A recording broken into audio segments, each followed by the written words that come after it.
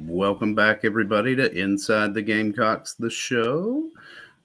We are brought to you by Express Sunrooms in Columbia. We are live from the Sinorama Studios, and we are pleased to have as a guest on the McKellar Enterprises guest line none other than the men's baseball coach for South Carolina, Mark Kingston. Coach, how are you doing today? Good to have you. Yeah, I'm doing well. Thanks, guys. Appreciate you having me on. That intro right there gave me some chills looking at some of those pictures and hearing those calls on the radio. And that was a pretty cool intro right there. Saw a lot of guys I recognized. I saw Coach Raines and Coach and Bobby Richardson on there. And actually, Bobby's coming to talk to our team today. And June is coming to our first pitch banquet tomorrow. So, yeah, love seeing the history in that intro. That was great. I'm just happy to hear that you saw who was in the intro because I was a little lingo too. So I don't know, I don't know if you needed to be in there as much as those guys. Give us line 4, Coach. Give us that. See, Jamie, you're giving all the inside dope. I don't know if I can trust you now. When you're a coach, you learn which media you can give stuff off the record and you can give the inside dope. So for your listeners out there, that eye chart right there, I told Jamie early on, hey, I might have to come on a little bit later. I'm at the eye doctor today. And he gave me some good jokes like I was an umpire. Those jokes might have worked like if I was an umpire about going to see an eye chart. But as a coach, not so much. But yeah. Well, I'll follow up with Monty and Scotty later on down the road and see, if you're writing Wimmer into left field and, Messina into center field, we're going to know we got to fix something. Well, that would be more of a brain issue than it would be an eye issue. All right. So, reminder to everybody: 1:30 on Saturday's Fan Fest. You've got, I think, today starts 5 scrimmages or so this week, and then you'll kind of wrap it up and start to get ready for the season next week. So, just you know how I do it. I kind of let you take it from here. Take us around the diamond and tell us how you're feeling about each position, and then we'll get to the staff in just a little bit. So you want me to do all the work for you?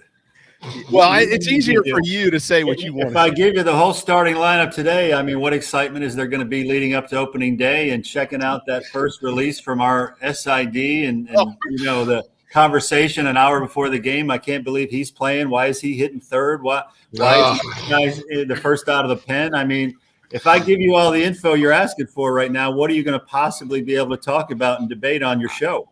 I don't. Me, I don't debate any of your decisions. I just laugh at all the other coaches. Lots of other people do. I mean, it's like on our website they post when Whittle posts the lineup before a game. You would not believe the discussion that takes place every single time. Well, that's what sports is all about. They've got to give a lot of people a lot of reasons to talk, whether it's fathers and sons, whether it's fans, whether it's how you make a lot of friends and who you hold company with. Sports provides a ton of conversation, good and bad, and sometimes informed, sometimes not informed. But yeah, that's part of being in sports. It gives you guys something to talk about. If we didn't have fans that disagreed, if we didn't have coaches that disagreed, what would we really talk about?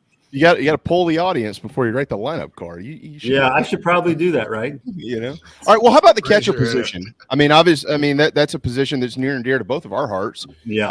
And you're deep. You've got a bunch of guys back there. I know you like them. Yeah, I do. Messina and LeCroy probably are the top 2 guys you're looking at right now. They've really made a nice jump, and I think you'll hear that as a theme on our team this year. Is just the jump that a lot of freshmen have made from their first year to their second year, and LeCroy and Messina are definitely in that category. They've both become stronger. They're both more mature. They both know the game much better, and their approaches at the plate have really significantly improved. And so that's a really nice development for us.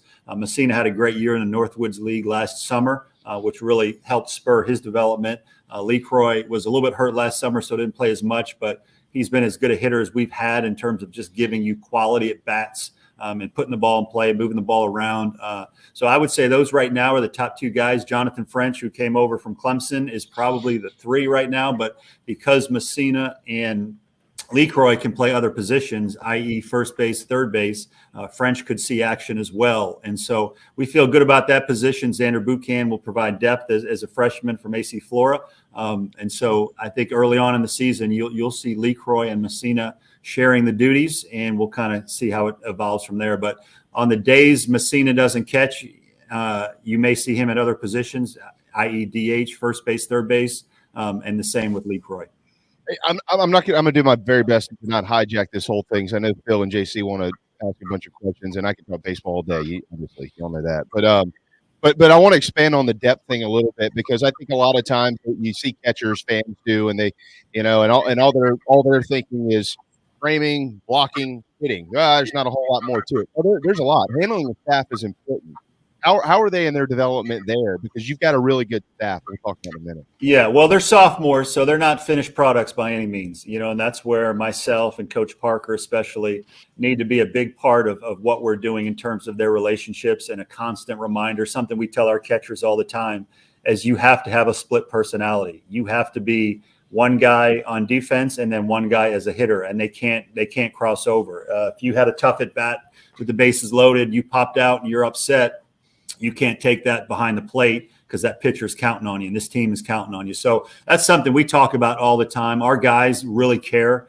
The guys we're talking about behind the plate truly care about Gamecocks winning baseball games. And so they know that having that persona is really important for them. So I don't have a whole lot of concern with them in terms of really being invested in helping the pitchers on every pitch. But again, they're sophomores. They as all young players have, they're still maturing to do. They're still learning the game and all the nuances of it. But I feel good about it. And when we see areas that are not being done quite as well as they need to be, it's where Coach Parker and I can step in and continue that guidance. JC? Coach, looking at the schedule this year, it kind of took me back. I've been harping on this because I love it. I think it's, in the SEC, sometimes it's such a difficult league that, you probably don't benefit a whole lot from going out and scheduling things every single year that are competitive. Plus there's a Clemson series, but this schedule looks like it's set up for you guys to get off to a fantastic start record-wise, to be able to go out and build that momentum towards the Southeastern Conference season and put yourself in a great position prior to conference play starting. Can you speak to that? Did you kind of pull back a little bit on the scheduling this year, or was it not intentional, or am I missing like that? UMass Lowell's probably pretty good, and Bethune-Cookman's probably pretty good. Just because, admittedly, I don't deep dive into all those teams all the time in baseball. Yeah, well, first I'm distracted by the description underneath your name on the screen. As you were asking that question, I couldn't help but be distracted by the clown comment under there. So I know. I hope I answer your question appropriately because of that. But again, no coach will ever tell you they have an easy game coming up. No coach will ever say, Sure. Yeah, we're scheduling anything other than a challenge. To your point, we play 30 SEC games, and every one of those games throughout the league can go any way, any day, no matter who's playing who in those 30 games. We play the Clemson series, which is another 3 games on top of that, which in any given year, whoever gets the breaks may win that series. We also play North Carolina and Charlotte, which is a tremendous game. So right out of the gate, you're talking about 34 games there that are barn burners, that are going to be really tough games, and for anybody playing in those games. And so ideally, along the way, you want to schedule in a way that will challenge your team, but also maybe not overwhelm your team. As you guys know, we had Texas on the schedule the last few years, and 2 years ago, I thought it served us very well, because I think it was the difference RPI-wise in allowing us to host a regional that year. And so, but then there are other years where you're like, enough is enough. 34 of those are plenty. And we'll schedule teams that, on good days, if we play well, we should be able to take care of business. But as you guys know, no coach will ever say that's a guaranteed win. There's no such thing, not in our sport. Maybe in football, maybe in basketball. If you've got LeBron, there's certain teams you're guaranteed to beat. But in baseball, there's so much that goes to, did you hang one curveball and the wind's blowing out and it turned into a 3-run homer? Or is it that day where every ball you hit hard is right at a guy? So there's a lot more that is to be left for chance in baseball. But do I think we should get off to a good start? Yes. Do we respect the teams we're playing? Absolutely. The teams we're playing have veteran presences and a lot of older guys. And, that's the thing that we talk about in baseball and college baseball, especially, 1, because of COVID, and 2, because of the transfer portal.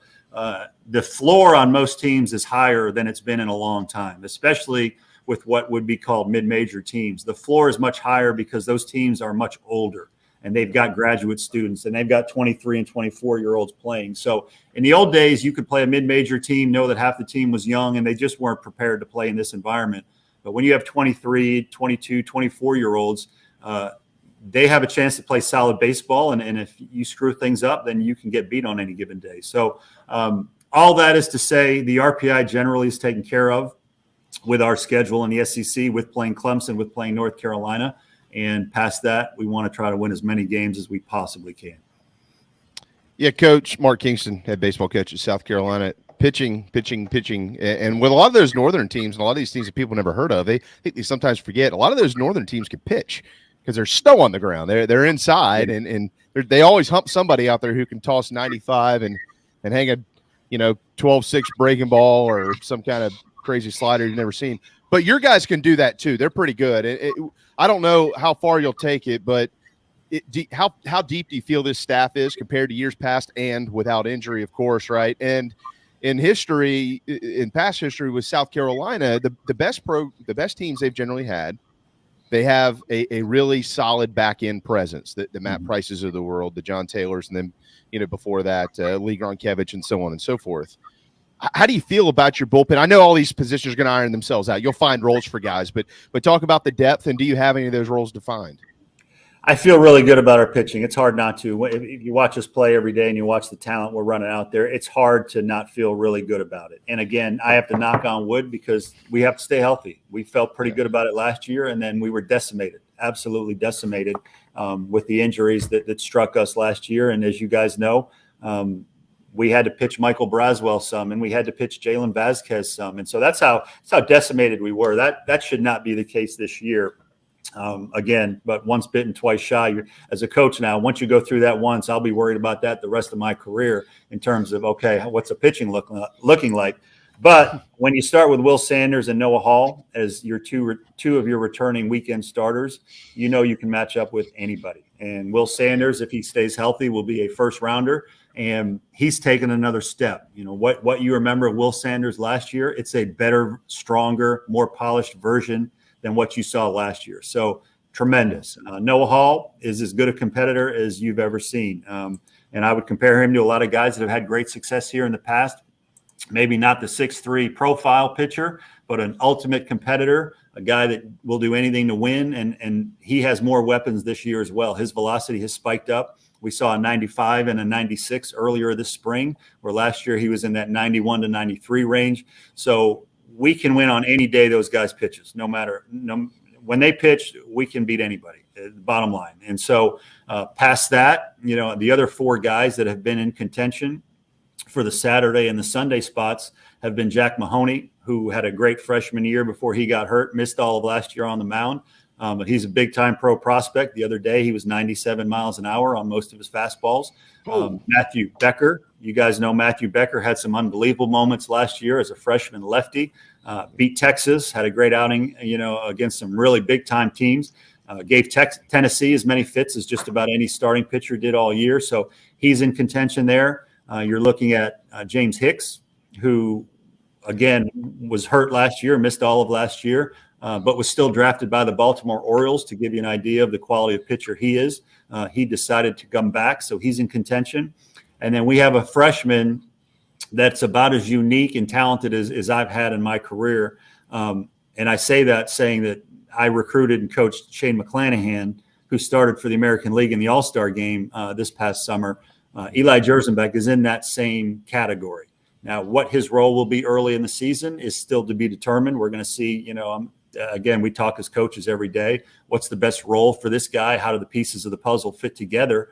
But you're looking at those six guys probably who are most in contention for the the Sunday and the Tuesday spot. And the other guys will go to the bullpen. So I feel the starting rotation will be very well taken care of. And whoever spills over from those will go to the bullpen to join a lot of other really, really good arms back there. So you're only as good as your pitching. And I feel like our pitching should be in really good shape, provided we stay healthy. I cannot wait to see those guys play.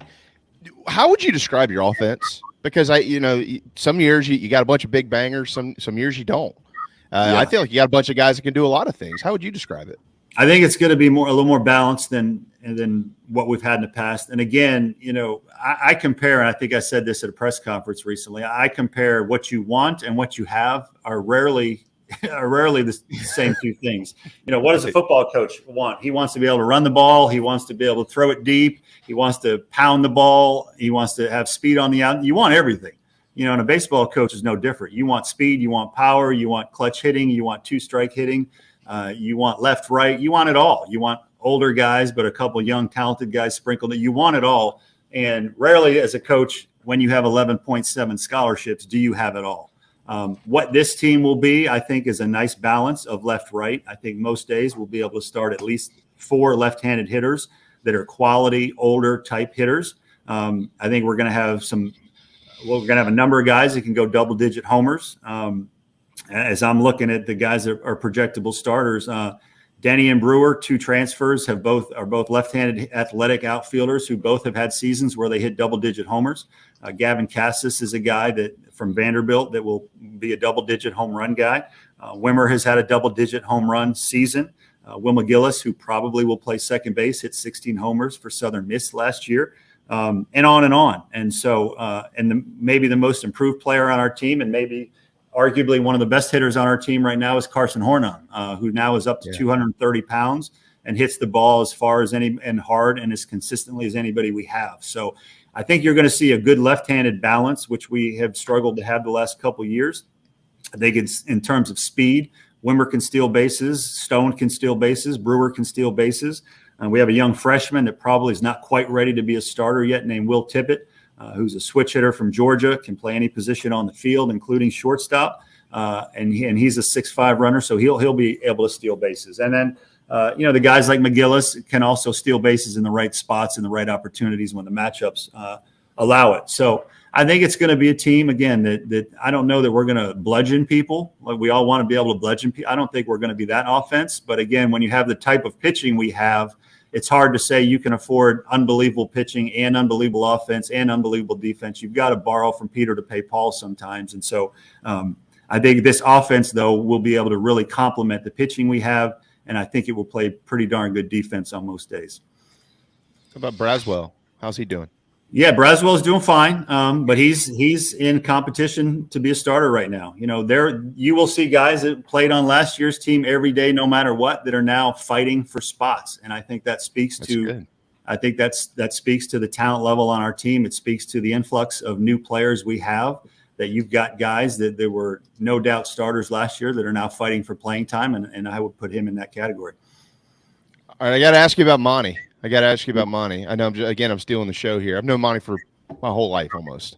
He's when I knew that you were bringing him on staff, Coach, that was awesome, and I'm so proud you did. I don't think a lot of people looked at it. Clemson coach, Carolina coach, they going to get along? Why don't you tell people how y'all get along? We get along great, and I'm sure if you ask Monty, he'll tell you the same thing.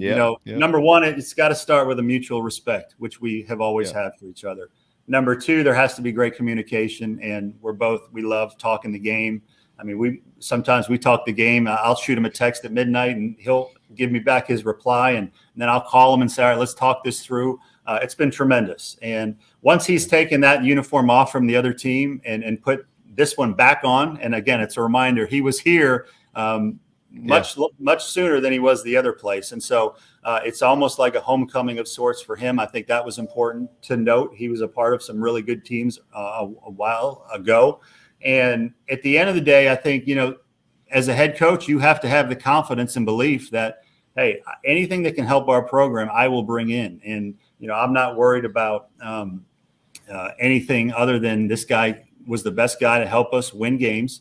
I'm confident in my skin. I'm confident in how we operate, that I don't need to worry about him doing anything other than what we all want to do. And that's win as many games as we possibly can, develop our players, and run as good a program as there is in the country. And so we get along great. And it starts with that mutual respect. And we both just love talking baseball. We love teaching the game. And so it's been great. It's been a great pairing.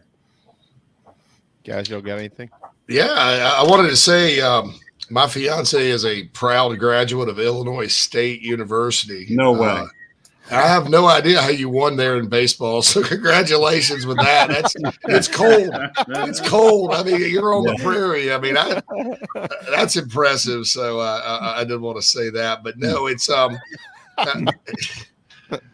well, she's a Redbird. I mean, we talk about it sometimes. I mean, well, some places are easy to win and some are not, and so I think you prove as much when you go places that are tough to win and you do things that have never been done. I think that. Again, I think that gets people's attention. Yeah, absolutely. But yeah, I wanted to mention that and kind of bring it back to, having been at a place like that, and then also a Tulane back in the day when they were rolling, and USF is a job that should be better than it was before you took it over, and then getting into the SEC. Now you've been here 6 years. Is there a preference to that, or is there what are kind of some of the the ways that you kind of through your career have adapted and struck the balance, going from places where, you do things for the first time, whatever, to a place where expectations are arguably through the roof and out of control at times? Yeah. Well, for a clown, that's a really good question. And so I think we may have to change that name under there. So yeah. I need a red nose. I need my red nose. Here's what I would say. And again, that's a deep, and I think it's a really good, fair question. Everywhere I've been, I've learned something. And I feel like one of the reasons why Coach Tanner brought me here is because I didn't skip steps, because I proved at very tough places that we could overachieve. But by the same token, I'd also worked under some tremendous mentors in Jim Morris, who's a Hall of Famer, and Rick Jones at Tulane, who's a Hall of Famer. And so I paid my dues, and we had success everywhere we've been. And so you take pride when you go to an Illinois State and they hadn't done much for a long, long time, and you win 3 championships in 6 years, between the tournament and the regular season. I think that opens eyes, and that's what led to getting to go to South Florida. And when we got to South Florida, they hadn't made a regional in 13 years, and we went to in the 3 years that we were there. And so you work your way up the ladder, and you learn a little bit from everywhere. There's some things that are the same no matter where you go, and then there's some things that are drastically different. On opening day here at South Carolina, we hope to have 8,000-9,000, coming through the gates to watch us play. When you're at Illinois State, it's moms and dads and girlfriends and and so. But on the diamond, between the lines, you're still coaching players that want to get to pro ball. I mean, we had major leaguers, Paul DeYoung and Brock Stewart, are guys we recruited and coached at Illinois State that are Major League Baseball players. So you're still coaching a good caliber of player. You just have more of that here. And so, my experiences at Miami, I would say probably most closely resemble what South Carolina is. It's a program that has won national championships. It's a program that has a very demanding fan base. It has expectations that are through the roof, which is fine. That's why you work your ass off to get to a place like this. You don't run from them. You don't hide from them. You just do everything you can to have success. And most of the time you do. We've had, some really good success here, not the ultimate success, which we're working for. And sometimes things out of your control go against you and kind of cut your legs out from underneath you. So what I've learned, and again, going back to Miami, the most similar program, you put your head down, you recruit your ass off, you coach your guys, you create a great environment, and you put the blinders on. Learn that early on. You put the blinders on and you do everything you can to create the best outcome for yourself. And the bigger the program, the more fans there are going to be, and the more fans there are, the more disgruntled fans are going to be. Look, fans have the right to be happy or upset or somewhere in the middle. I'm a Miami Dolphins fan heavy for 40 years now, and there are times I'm really happy with what they're doing, and there's times, man, why didn't they do this, or why did they run the ball there, or how come we didn't throw or get the play? We need to get the play in time. But at the end of the day, I love the Dolphins. I love the direction, and I think that's what it's all about. You and Darius, y'all can share a cry together. Yeah. If you next season. By the way, speaking of the NFL, are you in? Was it last year or the year before? I know we got to go, and I know we got to let you run. You got to actually coach a baseball team. Didn't you and the Beamers, didn't y'all get together for a Super Bowl? Are y'all doing the Super Bowl extravaganza again? No, actually, I host our team for the Super Bowl every year. Our guys will all put on their favorite football jersey, and we have the team over to our house. Players, staff, families over to my house for the Super Bowl. Beamer and I last year watched the NCAA football championship together, and that's right. Since that led to us having bad luck last year in baseball, I banged that this year. We didn't do that. We're going to change our major. And so he took all the luck. So we decided to skip that this year. Yeah, I don't blame you. He can't bring luck to everybody. It's it just is what it is. Well, look, as always, thank you. You always respond to everything I've ever asked for. It really means a lot. I appreciate it, and certainly looking forward to seeing you next weekend for opening day. By the way, I don't know what's happened to it, but I'm a little short on gear. You think I could slide in and grab some very gear? Subtle, huh? Guys, did you teach him how to be so subtle? Yeah, slide right in. I figured if I put you on the spot, I'd get some somehow. Sometimes we refer to stuff like that as, he's trying to do the old Jedi mind trick on me, but you didn't even attempt that. You just went right for the straight ask. Well, I'll see what we can do. Just because I'm so impressed with the gumption right there, I'll That's amazing. Every time I ask Wingo, his response is, yeah, all right. Oh, look, there's a squirrel. You're like, Scotty, I lock it in, Scotty. Lock it in. I just need a shirt, man. Like that's all. I'm trying to help here.